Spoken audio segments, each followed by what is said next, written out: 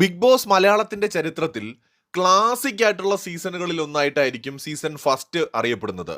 എന്നാൽ മലയാളം ബിഗ് ബോസിനെ മലയാളി പ്രേക്ഷകർക്കിടയിൽ ആളിക്കത്തിച്ച ഒരുപക്ഷെ കൊമേഴ്ഷ്യലി ഭയങ്കര സക്സസ് ആയിട്ട് മാറിയ ഒരു സീസൺ 2 ആണ്.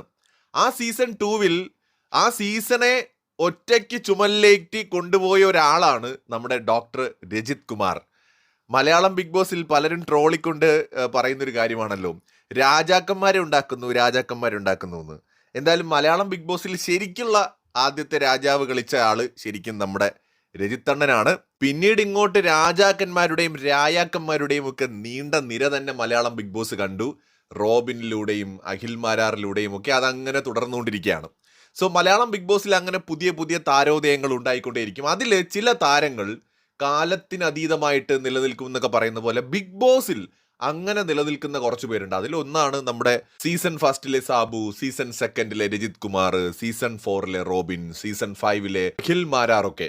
സോ ഇവരൊക്കെ എന്ന് പറയുന്നത് ഇനി എത്ര വർഷം കഴിഞ്ഞാലും പ്രേക്ഷകർ ഓർക്കുന്ന, ഈവൻ ബിഗ് ബോസ് തന്നെ ഇതുപോലെ ഇടയ്ക്കിടയ്ക്ക് വിളിച്ച് ഓർമ്മിപ്പിക്കുന്ന ആളുകളായിരിക്കും. അപ്പൊ അതില് രജിത് കുമാർ, ഇപ്പൊ എന്തുകൊണ്ട് രജിത് കുമാറിനെ കുറിച്ച് സംസാരിക്കുന്നു എന്ന് ചോദിച്ചാൽ, അഗ്നി പരീക്ഷയിൽ ഒരു ട്വിസ്റ്റ് ഉണ്ടായിരിക്കുകയാണ്. രജിത് കുമാർ ജഡ്ജായിട്ട് എത്തിയിരിക്കുകയാണ്.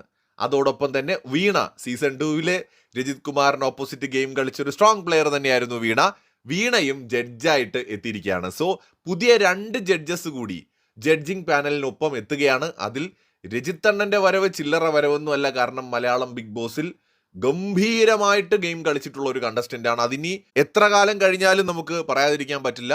പുള്ളിയുടെ പുറത്തുള്ള പല നിലപാടുകളോടും പലർക്കും വിയോജിപ്പുണ്ടാവാം. ഈവൻ ബിഗ് ബോസിനകത്തെ പുള്ളിയുടെ ഗെയിമിനോട് വിയോജിപ്പുണ്ടാവാം. പക്ഷെ പുള്ളി ഉണ്ടാക്കിയ ഒരു ഓളമൊക്കെ ഉണ്ടല്ലോ, അതൊക്കെ ഇന്നും മലയാളം ബിഗ് ബോസിൽ പെട്ടെന്നൊന്നും തേഞ്ഞു മാഞ്ഞു പോകുന്ന ഒന്നല്ല.